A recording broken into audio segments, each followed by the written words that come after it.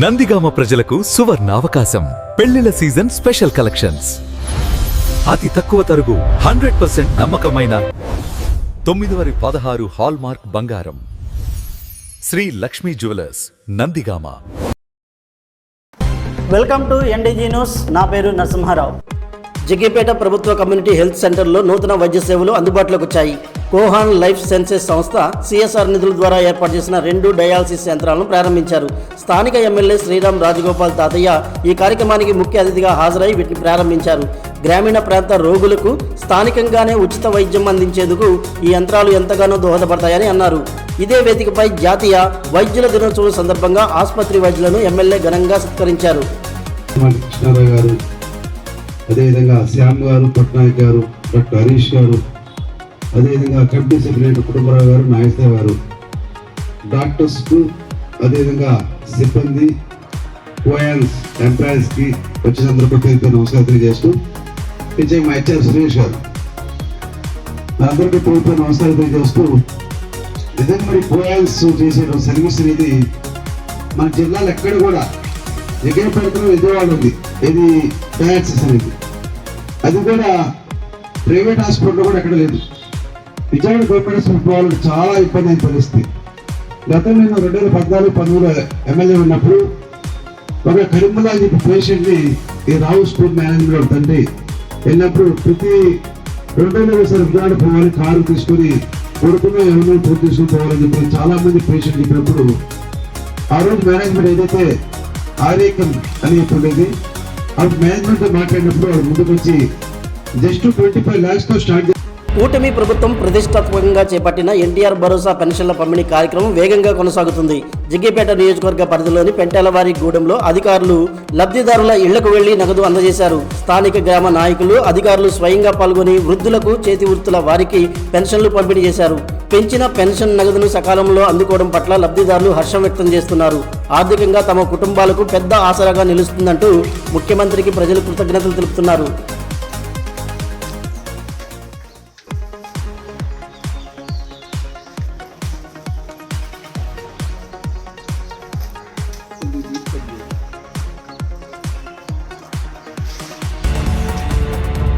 Nandigama YSR Congress party కార్యాలయంలో జాతీయ వైద్యుల దినోత్సవ వేడుకలు ఘనంగా జరిగాయి. మాజీ శాసనసభ్యులు డాక్టర్ మొండితోక జగన్మోహన్ రావు ఆధ్వర్యంలో ఈ కార్యక్రమాన్ని నిర్వహించారు.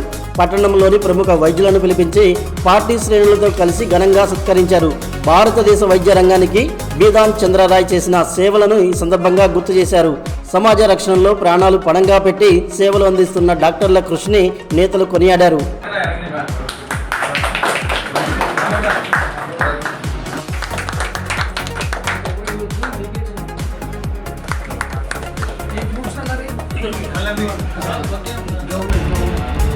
విజయవాడ కృష్ణలంకలో జరిగిన ఒక సంఘటనపై వైఎస్ఆర్ కాంగ్రెస్ పార్టీ అధినేత వైఎస్ జగన్మోహన్ రెడ్డి తీవ్రంగా స్పందించారు. సాయికృష్ణ అనే వ్యక్తిని కస్టడీలోకి తీసుకుని తీవ్రంగా హింసించారని ఆయన ఆరోపించారు. ఈ ఘటనకు సంబంధించిన కీలకమైన సీసీటీవీ ఫుటేజ్ని సైతం అధికారులు మాయం చేశారన్నారు. రాష్ట్ర సచివాలయానికి, సీఎం నివాసానికి కూతవేటు దూరంలో ఇలాంటి అరాచకాలు జరగడం దారుణమన్నారు. బాధిత కుటుంబాలకు న్యాయం జరిగే వరకు తమ పార్టీ పోరాటం కొనసాగుతుందని జగన్ స్పష్టం చేశారు. ఏం చేశారో, ఏమైందో కనీసం కుటుంబ సభ్యులకు బూడిద కూడా ఇవ్వని అత్యంత అమానవీయ పాశవిక ఘటన జరిగి, ఈ ఘటన కూడా ఎక్కడ జరిగింది? So called state head quarters అంటే చంద్రబాబు నాయుడు గారి ఇంటికి ఆమడ దూరంలో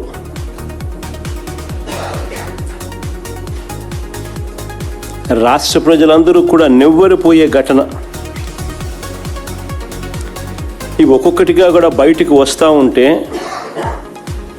ఆంధ్రప్రదేశ్లో ఇలాంటివి జరగడం ఏమిటి అని చెప్పి చంద్రబాబు నాయుడు గారిని ఎవరూ కూడా నిలదీయకూడదట. ఇలాంటి ఘటనలు మనకు కనిపిస్తూ ఉన్నా, మన కళ్ళ ఎదుటి జరుగుతూ ఉన్నా, సాక్షాత్తు విజయవాడలోనే స్టేట్ హెడ్ క్వార్టర్స్లోనే ఇవన్నీ కూడా జరుగుతూ ఉన్నా కూడా చంద్రబాబు నాయుడు గారిని ఎవరు కూడా నిలదీయకూడదట. వీటి గురించి ప్రశ్నిస్తే, వీటి గురించి నిలదీస్తే వెంటనే వాళ్ళ దగ్గర నుంచి వచ్చే మాటలు ఏమిటి? క్రిమినల్స్కు మద్దతు ఇస్తారా అంటూ తాను ఎదురుదాడి చేయడమే కాకుండా తనకు తానా తందానా అనే ఎల్లో మీడియాతో కూడా గన్నవరం నియోజకవర్గ పరిధిలోని కేసరపల్లిలో సరికొత్త సాంకేతిక శిక్షణా కేంద్రం ఏర్పాటు కానుంది. ప్రముఖ HCL సంస్థ సహకారంతో ఆర్టిఫిషియల్ ఇంటెలిజెన్స్ శిక్షణా కేంద్రాన్ని ప్రారంభించనున్నారు. ఈ విషయాన్ని గన్నవరం శాసనసభ్యులు యార్లగడ్డ వెంకట్రావు అధికారికంగా వెల్లడించారు. నిరుద్యోగ యువతతో పాటు బీటెక్, బీకామ్ చదివిన విద్యార్థులకు ఇక్కడ ఉచిత శిక్షణ ఇస్తారన్నారు. శిక్షణ పూర్తి చేసుకున్న అభ్యర్థులకు మల్టీనేషనల్ కంపెనీలో ఉద్యోగాలు కల్పిస్తామని హామీ ఇచ్చారు. మీ ద్వారా అప్పీల్ చేస్తున్నా, ఇది ఒకటి టెలికాస్ట్ చేయండి, మిగతా అంతా మీరు చెప్పిన పర్లేదు నాకు. సో గన్నవరం యువతకి అది ఉపయోగపడే ప్రాజెక్టు. రాబోయే కాలంలో అయితే HCL ఇస్తుంది వాళ్ళకి ఉద్యోగం, లేదంటే హైదరాబాద్ కానీ, బెంగళూరు కానీ, చెన్నై కానీ ఎక్కడైనా కోట్లాది రూపాయలు, అట్లీస్ట్ 50 లక్షలు 60 లక్షల ప్యాకేజ్తో ఉద్యోగాలు వచ్చే పరిస్థితి. ఆ ట్రైనింగ్ సెంటర్ అవకాశాన్ని ఉపయోగించుకోవాల్సిన కోరుతున్నా. అవసరమైతే ఇది ప్రజలకు తెలియదు అనుకుంటే మా బూత్ లెవెల్ ఏజెంట్ల దగ్గర నుంచి పార్టీ నాయకులు, మండల పార్టీ, గ్రామ పార్టీ అధ్యక్షులు, సెక్రటరీ కూడా చెప్తా. చార్టింగ్ పేమెంట్ కూడా యువతకు చెప్పిస్తా.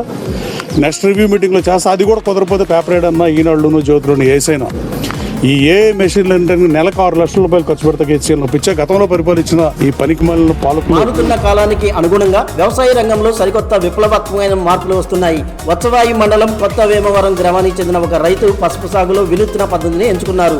సాంప్రదాయ పద్ధతులకు భిన్నంగా ట్రాక్టర్కు ప్రత్యేక యంత్రాన్ని అమర్చి పసుపు నాట్లు వేస్తున్నాడు. ఈ ఆధునిక విధానం వల్ల పెట్టుబడి ఖర్చులు తగ్గడంతో పాటు సమయం కూడా ఆదా అవుతుందని తెలిపారు. కూలీల కొరత అధిగమిస్తూ ఈ రైతు చేస్తున్న సాగు విధానం తోటి రైతులకు ఆదర్శంగా నిలిచింది.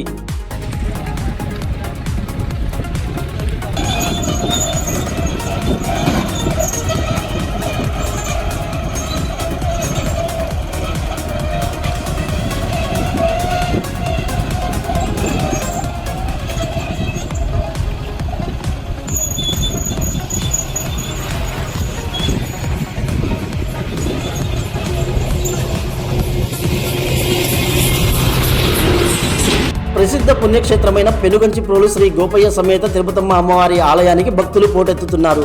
ఆలయ ప్రాంగణంలో ఎంతో పవిత్రంగా భావించే వేప, రావి కలిసి ఉన్న వృక్షానికి ప్రత్యేక పూజలు చేస్తున్నారు. ఈ పవిత్ర వృక్షానికి ముడుపులు కడితే సంతాన భాగ్యం కలుగుతుందని భక్తులు బలంగా నమ్ముతున్నారు. సంతానం లేని దంపతులు రాష్ట్ర నలుమూలల నుండి ఇక్కడికి వచ్చి మొక్కులు సమర్పించుకుంటారు. భక్తుల నమ్మకాలకు ప్రతీకగా నిలిచే ఈ ఆలయంలో ప్రతిరోజు ప్రత్యేక కథలు నిర్వహిస్తుంటారు.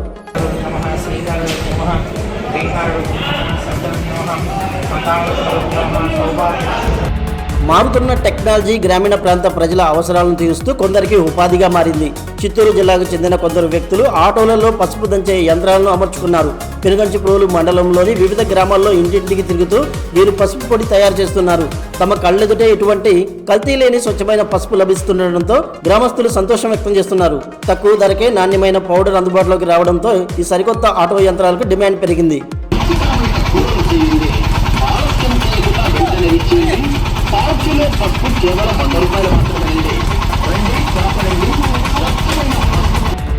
గత 5 ఏళ్ల కాలంలో పార్టీ కోసం ప్రాణం పెట్టి కష్టపడినా తనకు గుర్తింపు రాలేదని బోండా ఉమా అన్నారు.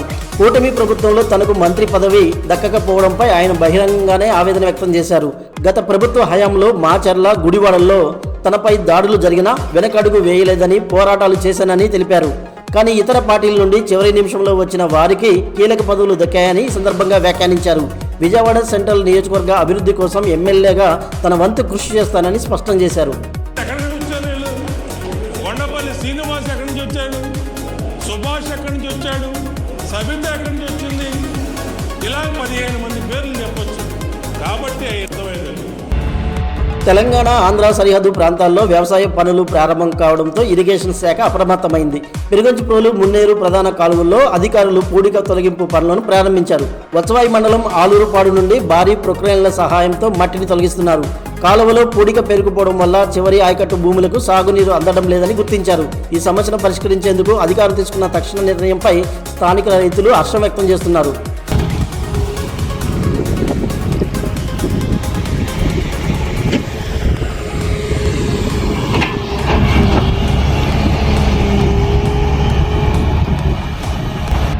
నందిగామ నియోజకవర్గ జనసేన పార్టీలో అంతర్గత గ్రూపు రాజకీయం మరోసారి కలకలం రేపింది.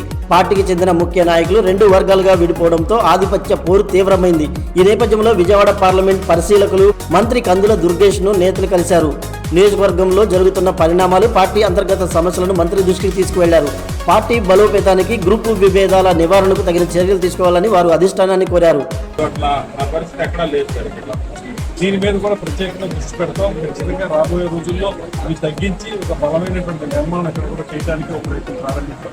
మంచి సత్ఫలితాలు ఇస్తుందని నమ్ముతాం. రేపటి NDG న్యూస్తో కలుద్దాం. నమస్కారం.